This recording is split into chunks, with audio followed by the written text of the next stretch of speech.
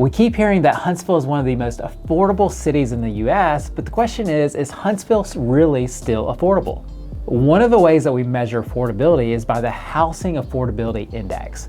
And basically what this score means is a score of 100 means that the median income for that city is 100% of what you would need to buy the median price range home for that area. So in Huntsville, those numbers have actually continued to decrease.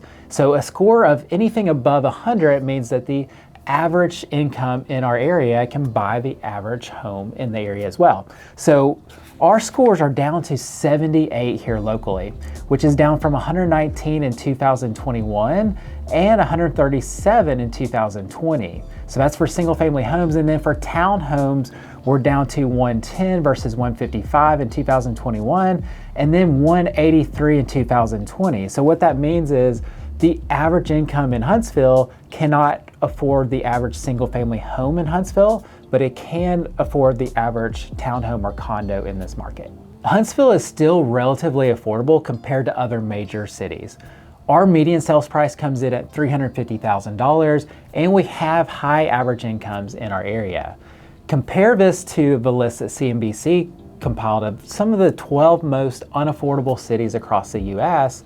You'll see that our average incomes are high, yet our median sales prices are still much lower than the rest of the country, and oftentimes less than half of what you see in other major cities. However, I do think this gap is going to shrink between us and other major US cities as we continue to grow in this area. So I think this affordability challenge that we have in this area is only going to get worse moving forward. My opinion is that we haven't had price appreciation. What we've actually had is dollar devaluation. And the reason for that is 40% of the US dollars have been printed in the last 2 years. And if you're checking the headlines, that is unlikely to slow down. It looks like the government is going to continue to put more and more dollars into the marketplace with this Inflation Reduction Act that they've got. And so take a look at this chart that plots both monetary supply and home values. You'll see back in 2008, there was a huge difference between those numbers, and so prices came down in the market. In today's market, those 2 points are actually lined up. Both home values and monetary supply are lined up in this market. So with this dollar devaluation and inflation, what that does is actually unfortunately continues to create a bigger wealth gap in this country. So the owners of assets benefit from a high inflationary environment, and then those that are renting are penalized for renting in a high inflationary environment because rents continue to rise year after year and home prices continue to rise, which creates that net worth for homeowners.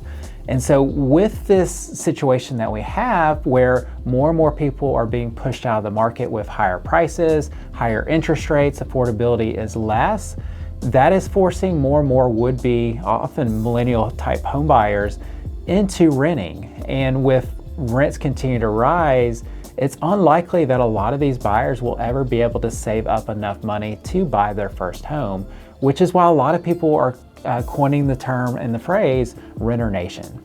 So in conclusion, Huntsville is 34.5% less affordable than we were last year. We are still more affordable than a lot of other cities across the country. So here's my advice to millennials. Go ahead and purchase a home as soon as you can, because I think this market is going to continue to get less and less affordable here in the Huntsville area as we continue to grow. And so you want to go ahead and lock in your purchase price so that you can begin building net worth. Homeowners have an average net worth that is 40 times that of renters. And so you want to go ahead and lock in your purchase price before values get even less affordable in this Huntsville market.